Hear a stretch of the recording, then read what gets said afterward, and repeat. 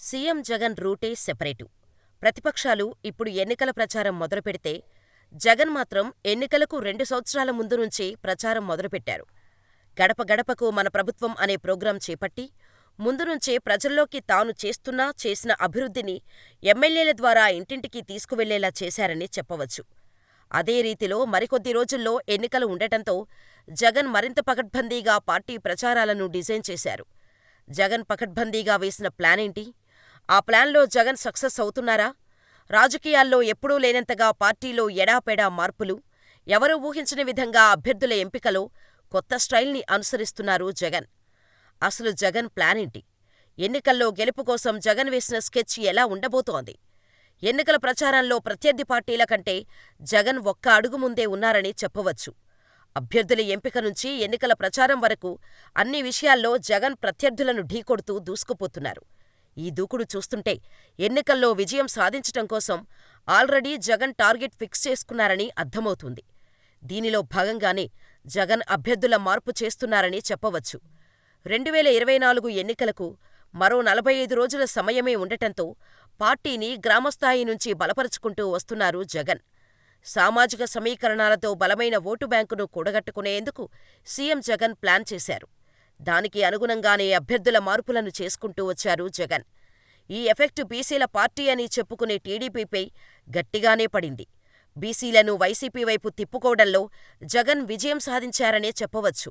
రాష్ట్రంలో అత్యధిక సీట్లు ఉన్న ఉభయ గోదావరి, కృష్ణా, గుంటూరు జిల్లాల్లో శెట్టి బలిజ, యాదవ సామాజిక వర్గాలకు జగన్ అధిక ప్రాధాన్యం ఇవ్వటం ద్వారా ఆ ఓటు బ్యాంకును పదిలం చేసుకునే ప్లాన్ చేస్తున్నారు సీఎం. ఎవరూ ఊహించని విధంగా అభ్యర్థుల ఎంపికలో కొత్త పంథా వైసీపీలో కొత్త అంతర్గత వైరాన్ని తెచ్చిపెట్టిందని చెప్పవచ్చు. వాటిని పరిష్కరించడంలో కూడా జగన్ ముందుచూపుతోనే వ్యవహరిస్తున్నారు. అందుకు తగ్గట్టే డిసెంబర్ నుంచే నియోజకవర్గాలకు ఇన్ఛార్జీలను మార్చటం మొదలుపెట్టారు. ఒకేసారి మార్పులు చేయకుండా వారం 10 రోజుల గ్యాపులో 10-15 స్థానాలకు సమన్వయకర్తలను మార్చటం కూడా జగన్ మాస్టర్ ప్లాన్ అని చెప్పవచ్చు. ఇలా చేయడం వల్ల ఎక్కడైనా అసంతృప్తులు, అసమ్మతులు ఉంటే అదుపు చేయవచ్చని జగన్ ఆలోచన. జగన్ ఊహించినట్టుగానే కొందరు అసంతృప్తి గళమెత్తారు. వారిని చాలా వరకు జగన్ అదుపు చేసుకుంటూనే వచ్చారు. కొందరు పార్టీని వదిలి వెళ్లారు కూడా. వారిపై జగన్ ఏ మంత్రం వేశారో ఏమో కాని మళ్లీ యూటర్న్ తీసుకొని పార్టీలోకి వస్తుండటం విశేషం. సాధారణ ఎన్నికల్లో ఏ రాజకీయ పార్టీకైనా క్యాడర్ ముఖ్యం. రాజకీయ నాయకుడికి ఓటర్లను ఆకట్టుకోవడం కంటే క్యాడర్ను ఆకట్టుకోవడం అతిపెద్ద సవాల్. ఇది బాగా తెలిసిన నాయకుడు జగన్. అందుకే ఎప్పటికప్పుడు కార్యకర్తలతో, క్యాడర్తో టచ్లో ఉంటూ, వారికి నేనున్నాను అంటూ భరోసా ఇస్తూ, వారి సందేహాలకు జగన్ ఎండ్కార్డు వేస్తున్నారు. ఇలా చేయడం వల్ల ప్రతిపక్షాలు ప్రభుత్వంపై చేస్తున్న విమర్శలకు సమాధానం చెప్పగలిగే విధంగా తన క్యాడర్ని బలంగా తయారు చేసుకున్నారు జగన్. ఇదే తరహాలో ప్రజల్లోకి పార్టీని తీసుకెళ్లడం కోసం సిద్ధం పేరుతో జగన్ మోగించిన యుద్ధభేరి ఒక రేంజ్లో సక్సెస్ అయింది. జగన్ పెడుతున్న సిద్ధం సభలు జనసంద్రంతో నిండిపోయాయి. ఈ సిద్ధం సభలు ప్రతిపక్షాలు వణికించాయని చెప్పవచ్చు. జగన్ స్కెచ్ వేస్తే అలా ఉంటుంది మరి. సిద్ధం సభల్లో జగన్ తను మాట్లాడటమే కాకుండా జనంచేత కూడా మాట్లాడించి, జనం హృదయాల్లో పార్టీ పేరు నిలిచిపోయే విధంగా స్పీచులు ఇచ్చారు. ఈ సిద్ధం సభల విషయంలో కూడా జగన్ ఓ పెద్ద వ్యూహమే వేశారని చెప్పవచ్చు. టీడీపీ బలంగా ఉన్న నియోజకవర్గాలను ఎంపిక చేసి మరీ విపక్షాల ఆత్మస్థైర్యాన్ని దెబ్బతీసేలా వీటిని రూపకల్పన చేశారు. ఇప్పటివరకు ఈ రేంజ్లో టీడీపీ, జనసేన కూటమి బహిరంగ సభలు నిర్వహించలేకపోయాయి. అది జగన్ పవర్. జగన్ 2019లో సీఎంగా ప్రమాణ స్వీకారం చేసిన క్షణం నుంచి ప్రతిపక్షాలన్నీ మూకుమ్మడి దాడి చేస్తూనే ఉన్నాయి. ప్రతిపక్షాలు రెచ్చగొడుతున్నా సీఎం వైఎస్ జగన్ సైలెంటుగానే ఉన్నారు. వారు ఎన్నన్నా జగన్ ప్రజా సంక్షేమమే ధ్యేయంగా పెట్టుకొని ప్రజా సంక్షేమంపైనే దృష్టిని కేంద్రీకరించారు.